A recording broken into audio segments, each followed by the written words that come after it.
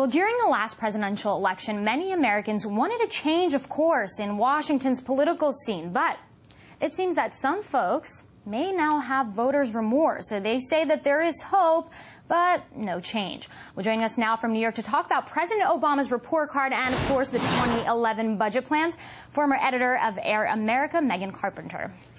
Megan, first of all, I want to talk to you about the 9/11 trial, all this sort of back and forth with that. First, they say it's happening in New York City. Now it looks like they might be reconsidering this. And, it's really not the first time that we're seeing this sort of back and forth. Now you recently wrote an interesting piece entitled Obama Hope, but No Change. And you say that Americans sort of, they rushed to the polls in 2008. And just a year later, quote, in 2009, American voters realized they had elected a centrist Clinton acolyte. And they've been steamed ever since. What is really getting Americans so angry? Could it have to do with this, all this back and forth in the Obama administration?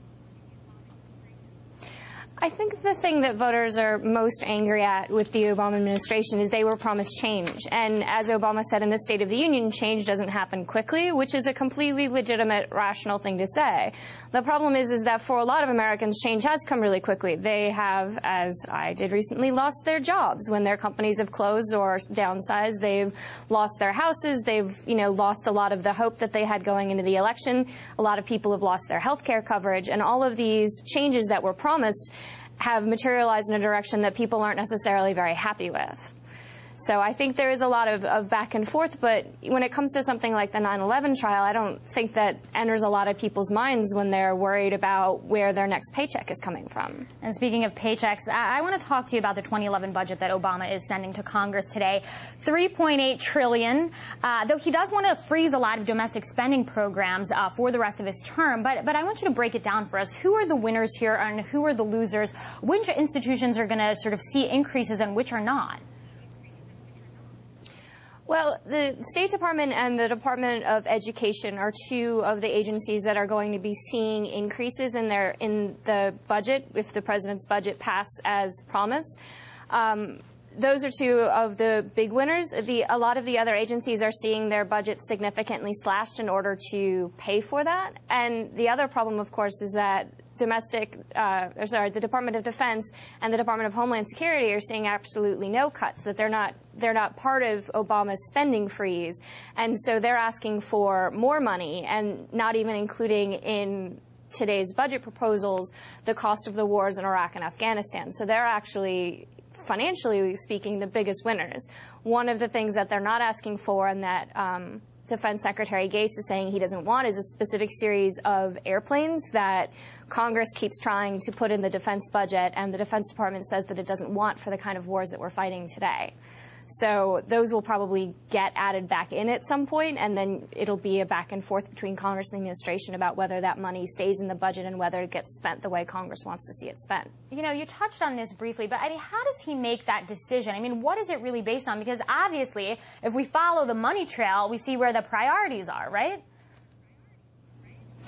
Well, I think he makes a lot of these decisions partly based on priorities and partly based on the fact that he's trying to keep deficits as low as possible, although he said that he inherited a deficit and so he doesn't feel like in this particular budget he's able to or inclined to reduce the deficit. I think when it comes to things like which airplanes, a lot of that comes down to, as everything else does, jobs. I think President Clinton actually once said it's the economy, stupid. Congress people want to keep jobs in their districts. Building defense equipment, particularly airplanes, are really high-end jobs that pay people a lot of money. They import a lot of supplies. They're great for districts. The military is saying they don't need the planes, and Congress is saying, well, our constituents need the jobs. And so it just depends, what your priorities are, supplying the military with the equipment they say they want, or keeping people that are back home employed the way they've been employed historically. Megan, still, when I'm on the Hill, it seems like he's not winning on either side of the aisle, because you got many liberals saying you can't cut spending when the economy is this bad, when it still needs hundreds of billions more stimulus money, and then you have the Republicans saying he's not saving enough. So where does he sort of find that balance, do you think? Well, I think he's trying to split that difference, and now, in fact, you have some liberals saying that not subjecting Defense Department and Homeland Security funding to the spending freeze is problematic, in addition to not increasing any stimulus funds, and Republicans saying, yeah, maybe the Defense Department should be subject to spending freezes, which is the first time in 9 years anybody on the Republican side of the aisle said that. I think that people are upset, and what they want to see is they want to see jobs and they want to see economic improvement, and they don't necessarily see where increasing money for State Department operations abroad necessarily brings the kind of economic stimulus that Americans are really demanding. I think, you know, when times are good and Americans have jobs and they're not looking at 10% unemployment and they're not wondering where their next paycheck is coming from, State Department spending versus Defense Department spending versus, you know, all of these things aren't as important. And now it's, Megan, the Defense Department is getting all this money, and yet people still aren't having jobs. I think that's going to continue to be problematic from both sides of the aisle. And right, Megan. When we're going to have to see what in the budget is.